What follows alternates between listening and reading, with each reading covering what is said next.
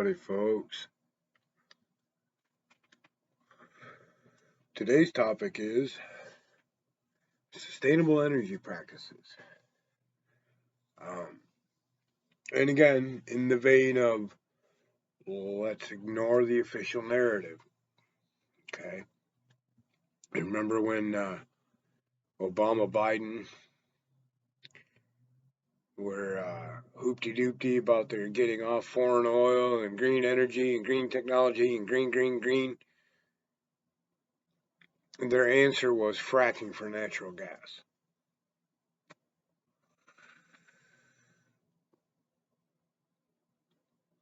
And subsidies for solar panels and ethanol.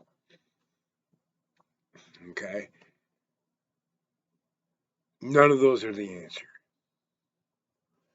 Windmills, giant windmills, are not the answer. They may play a part in the answer in certain scenarios. But here is where you have to step outside the official narrative and do the math and look at the tech and understand where the tech comes from. Okay?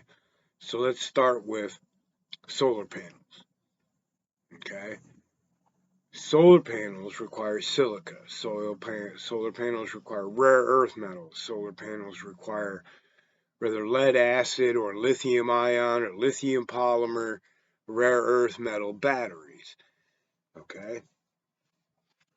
The mining involved in gathering those things is not sustainable. It's massively destructive. As much, if not more so, than drilling fossil fuels. Okay? Photovoltaic arrays are not sustainable.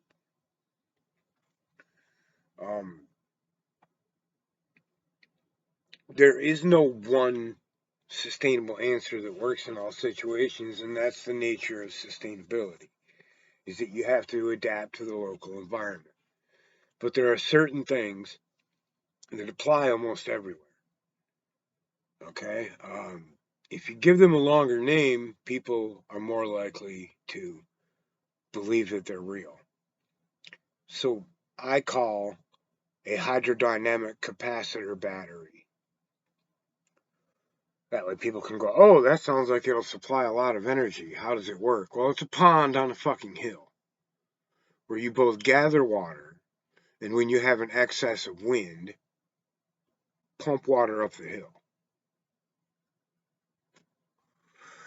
That way you don't need lead acid batteries or lithium polymer batteries or silica to make solar panels. You move water up the hill when you have an excess of wind, and when you don't have wind, you let the water come back down the hill. It's gravity and wind. It's just using the systems that are already there. Now, part of the fallacy that they keep maintaining the system with is that we need a grid. We do not. It is entirely feasible, way easier than what we're doing, to build new homes and or retrofit homes to produce their own energy, wherever they are. If we put 25% in the budget of R&D for oil into actually building sustainable structures that produce their own electricity and deal with their own waste products, we would be off oil in 10 years. And coal and nukes and all the other shit. We don't need it. And we don't need solar panels. And ethanol is just a prick fucking move. 30,000 people a day starving to death for lack of distribution of food. Not for lack of food, for lack of distribution of the food. And we're going to grow bazillions of acres of fucking corn so we can burn it in our cars. That's just stupid. Okay? Eliminate the grid. Make every house produce its own electricity and energy, which is entirely easily doable with the technology that exists today. No giant solar farms. The only time you need a giant wind farm is maybe to supply municipal power to a city. And even those you have to be careful about using because they affect wildlife, they affect mass producing of them is going to cause more mining, more blah blah blah, and the energetic fields that are produced by them and so on and so forth. But you can't listen to the official narrative because they're just going to sell you a flaming ball of shit every time. Okay? Uh, Water heaters are one of the main draws on the grid in the world, in the country. There are passive solar water heaters on every roof in China, just about. It doesn't take very much sun to produce hot water.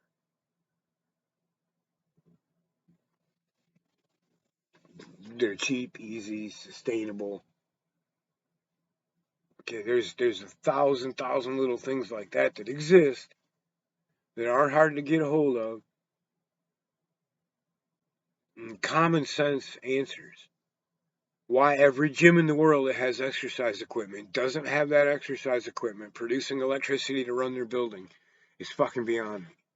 Because it's that simple to produce electricity. If you produce it on site, you don't need to send it. And if you don't send it, you don't need a massive plant. You don't even need to produce AC except in rare instances where you need large motors, like a refrigerator or a microwave.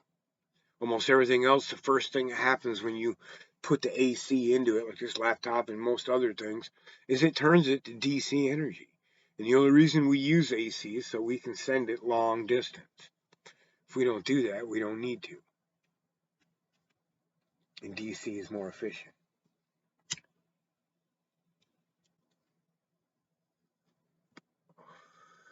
So as you can see, Doobies with Doug has turned into bowls with Butthead.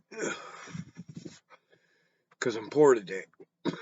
And all I have is a couple bowls of weed left. I'm trying to make them last till tomorrow. But I read this project, I can't remember if it was Seattle or Portland. They're putting basically Pelton wheels, which is a highly efficient water wheel, like a turbine water wheel, in the wastewater, in the city sewers. Not the sewers, but the rainwater, city runoff water tunnels under the city. They're putting these jets, and they're producing massive amounts of electricity. Here, where it rains like a motherfucker for half of every year, and so far, it's pretty easy to gather enough water at 8 pounds to the gallon to turn that torque into electricity, especially if you're not using all these massively wasteful practices.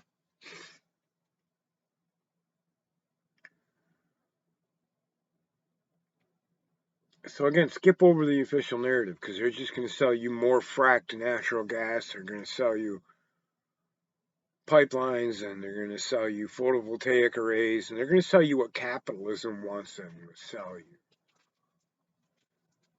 So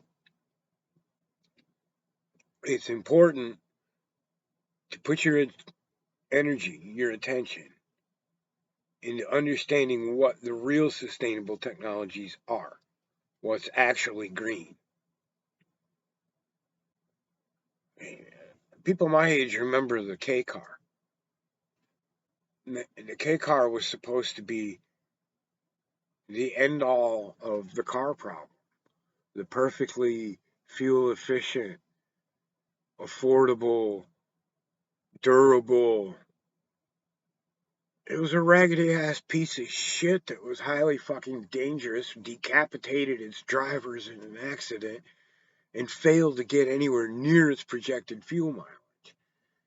And it was another carbon monoxide producing fossil fuel based fucking car that didn't save anybody. It just made Lee Iacocca rich. That's all it did. Besides the aforementioned decapitations. They'll sell you a newer, better form of poison just because it's profitable. because they don't give a fuck if they poison you. They don't give a fuck if it takes 400 people's ancestral land to make one 6x6 solar panel. They don't care.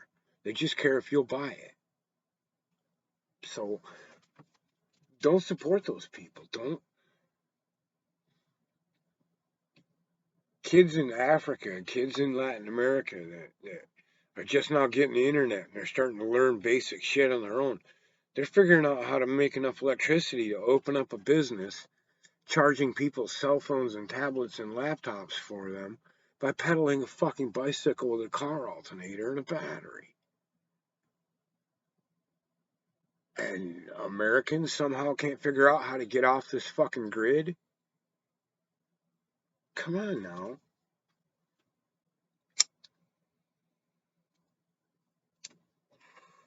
The fluoride is working. For real.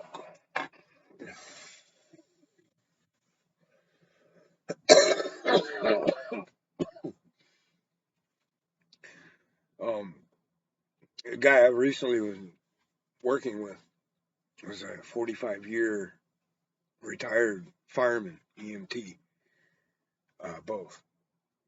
And he talked about the changes in building materials from the time he started until now. And they're toxic. The stuff they're building houses out of now are toxic. Everything is toxic. Nothing is sustainable. They call it green. Green just means we're going to use twice as much toxic insulation. Or we're going to sell you a piece of equipment that you don't need that's 40% more efficient than the last piece of equipment you don't need.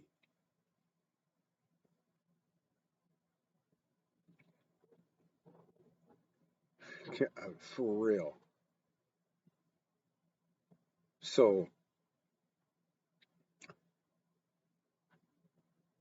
that's one of the many steps that we have to take as humans to stop this thing from turning into a flaming shitball.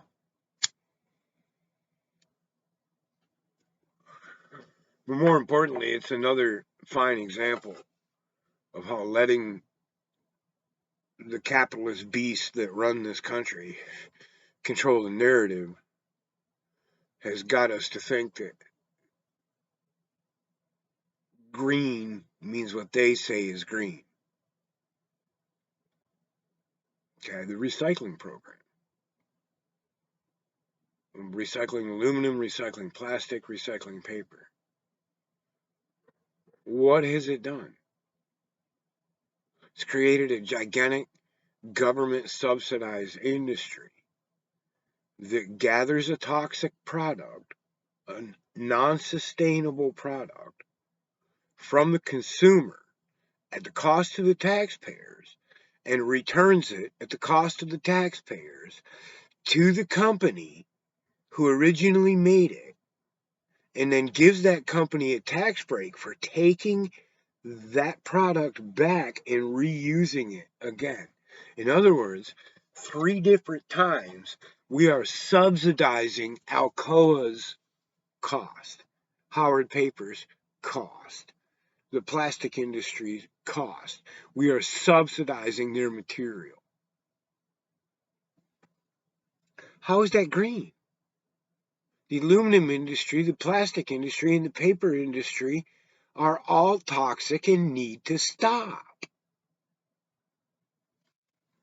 Paper can be made from other sources and without bleaching.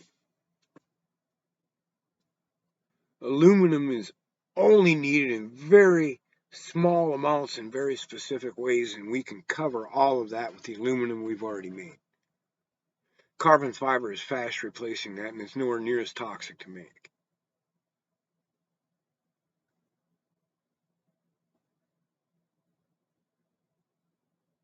Let's not even go into plastics.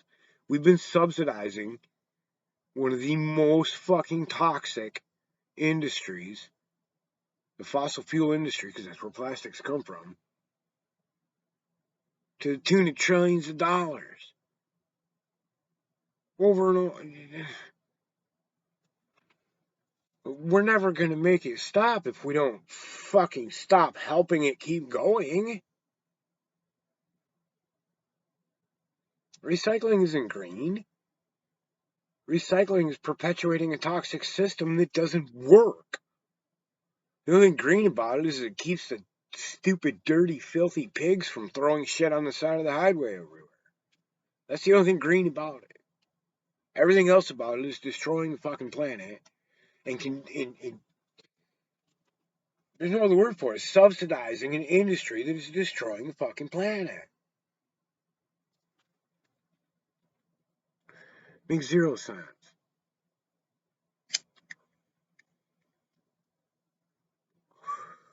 In the place I lived at in Mexico, for the longest time there was nobody there.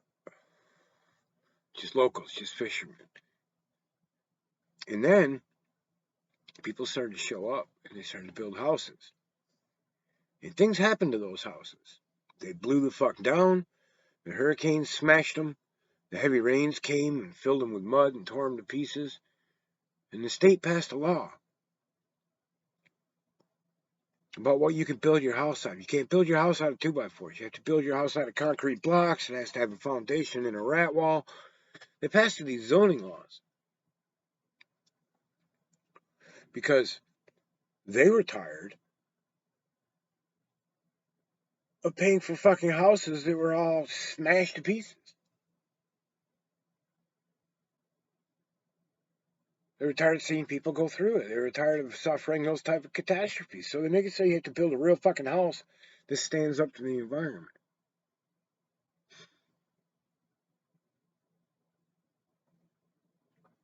Which was really outside of the Mexican narrative at the time. That was outside the narrative of the Mexican people. So it was a really bold move for that state to do. But here it's damn near impossible to pull anybody out of the official narrative. I can't tell you how insignificant the war is in Ukraine to your average American, and compared to a huge long list of things that none of the people upset about Ukraine know about. And the outright bold-faced lies that they're telling every day on the nightly news. Do you know where the shortages in Europe and in the United States are coming from? The price hikes and the shortages? Humpty fucking Trumpty's idiots imposed a bunch of bullshit fucking sanctions on the country who owns and controls 80% of the shipping industry infrastructure in the world. A trade war with China is a fly crawling up an elephant's ass with rape on his fucking mind. And that's where the shortages are coming from. We are not top dog anymore. It's risen to the point where the people with the biggest guns and who can make the biggest noise are no longer top dog. It's the people who control the most fucking resources. And that is not us. We barely have any control over the resources within our own country. And any resources we're controlling out in the world are tenuous at best.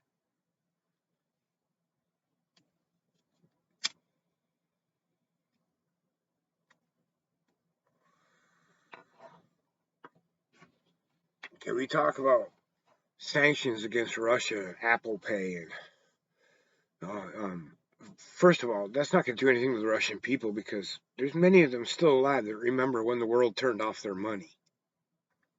Their cash fucking money. Okay, the world turned off their economy. Click. Turned it off. We've had enough of you fuckers. They remember that. They don't care about fucking credit cards. They knew where to buy fucking toilet paper under a bridge. They did it their whole lives. And if China decided to impose sanctions against the West, against Europe, and against the United States, we would be fucked. Period. It'd be time to start double tapping because there'd be zombies everywhere in a matter of weeks. All the Walmarts would shut down, all the Walgreens would shut down, all the Rite Aids would shut down, the shipping industry would shut down, the trucking industry would shut down, the oil, the gasoline would shut down. Everything would shut down. And we may eventually pull ourselves up out of the bootstraps and rebuild America from the broken bones of. But tens of, who knows how many millions of people would die over it. It would be pandemonium. China could crush us with sanctions. Crush us. We could 100% sanction everything fucking Russian and not have 1/10 of the effect that China could have by imposing sanctions on us. Look around your fucking house.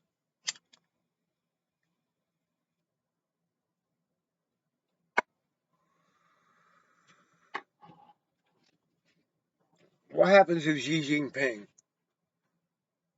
refuses to negotiate a new deal for our debt? What happens? Anybody know?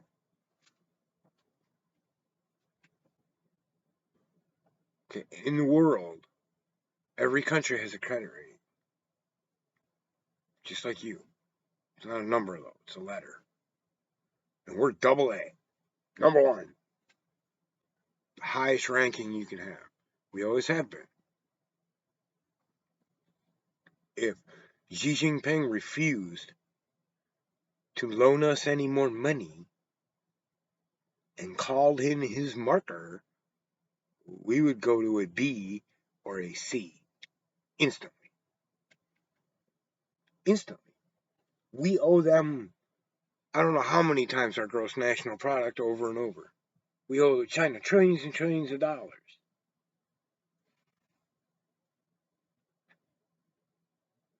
And the IMF is not in our favor. The banking systems that run the world is not necessarily in our favor anymore. There's been a lot of people in the international banking community that have recognized that our overemphasis on the means of war is bad for our economy and a sign of a falling empire. And we're no longer top dog. Not militarily, not financially, not educationally.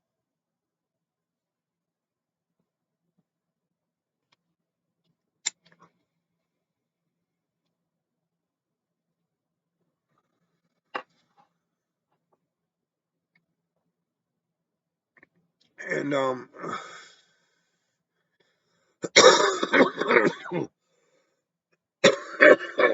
bullshit like solar panels and multi-trillion-dollar projects in New Mexico. They make a giant solar-powered fucking tea kettle. Aren't going to get us anywhere. More efficient, poison, toxic carbon monoxide vehicles aren't going to get us anywhere. Tax on carbon aren't going to get us anywhere. The only thing that's going to get us anywhere is to make kindness profitable. And to put our attention and to put our intention behind those things that actually work and that are actually sustainable and that will actually make a difference in the world. And part of that is doing your due diligence. And if you're still doing your due diligence in the zeitgeist of the mainstream, no matter what edges of that mainstream you're in, and you're not starting with your own fundamental understanding of how things work, you're part of the problem.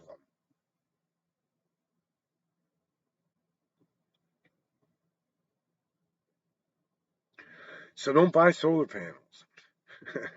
and don't get behind these bullshit stories like recycling and ethanol and French fry cars. And they're all bullshit stories. And there's technology that exists that can easily be developed and put into use to replace all of these things. It's been Bowles with Butthead.